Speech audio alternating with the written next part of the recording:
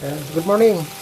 Ayan, magluto tayo para tanghalian ng mga ano natin.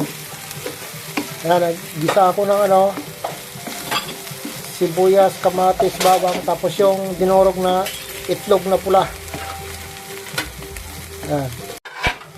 Tapos doon, ilagay natin tong gata.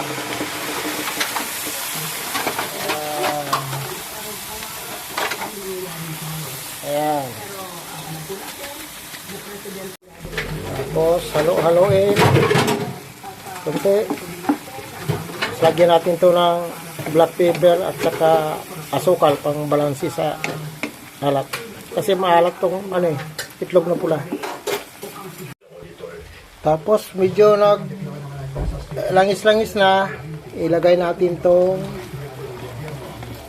natin na hipon. Ayan.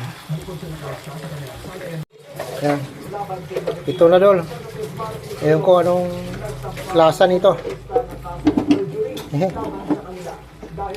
Mahulog pata. Ayan dol. Ito na yung finished product. Ayan. Ayan. Kain tayo. Tanghalian.